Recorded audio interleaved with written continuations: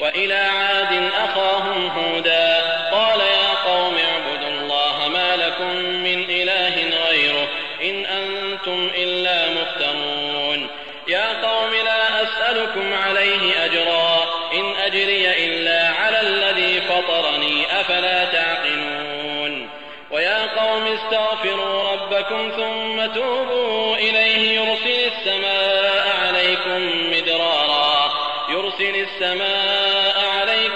مدرارا ويزدكم قوة إلى قوتكم ولا تتولوا مجرمين قالوا يا هود ما جئتنا ببينة وما نحن بتاركي آلهتنا عن قولك وما نحن لك بمؤمنين إن نقول إلا اعتراك بعض آلهتنا بسوء قال إني أشهد الله واشهدوا أني بريء مما تشركون من دونه فكيدوني جميعا ثم لا تنظرون إني توكلت على الله ربي وربكم ما من دابة إلا هو آخذ بناصيتها إن ربي على صراط مستقيم فإن تولوا فقد أبلغتكم ما أرسلت به إليكم ويستخلف ربي قوما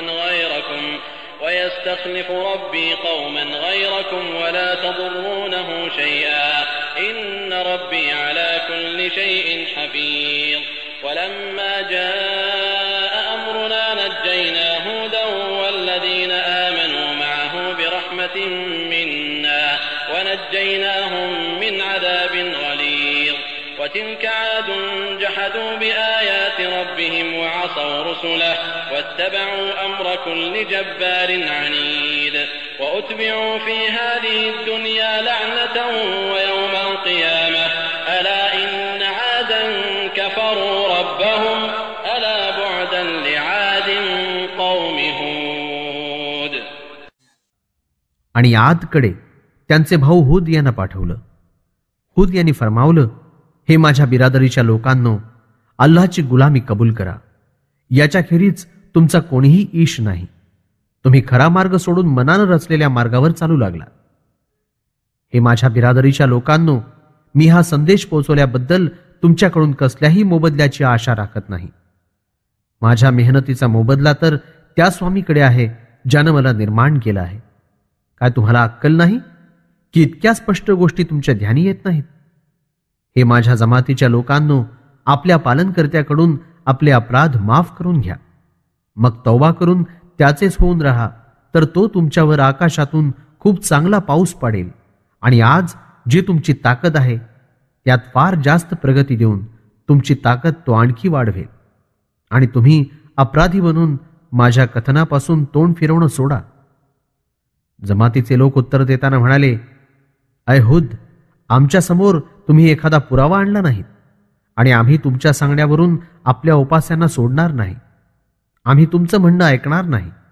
आता आमचं तर म्हणणं असं आहे की आमचे काही देवी देवता तुमच्यावर रागावले आहेत आणि त्यांनी तुम्हाला झपाटून मूर्ख बनवलं आहे.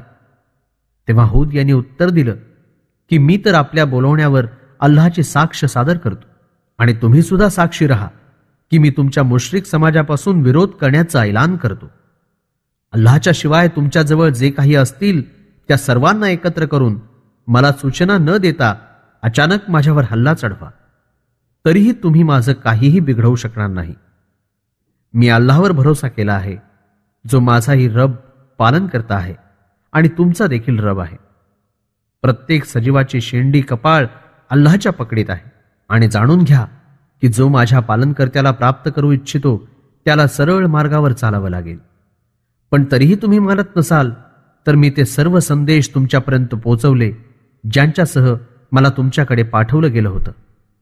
आणि आता तर माझा पालनकर्ता तुमच्याशिवाय दुसऱ्या एखाद्या जमातीला तुमच्या जागी आणेल आणि तुम्ही त्याचं काहीच बिघडवू शकणार नाही. खात्रीनं माझा पालनकर्ता प्रत्येक गोष्टीची देखरेख आणि सुरक्षा ठेवणारा आहे. आणि जेव्हा आमचा आदेश येऊन पोहोचला तेव्हा आम्ही हुद आणि यांच्यासोबत इमान राखणाऱ्यांना आपल्या दया कृपेचा आधार देऊन त्यांची सुटका केली आणि आम्ही खरोखर त्यांना एका भयानक सजेपासून सुरक्षित ठेवलं.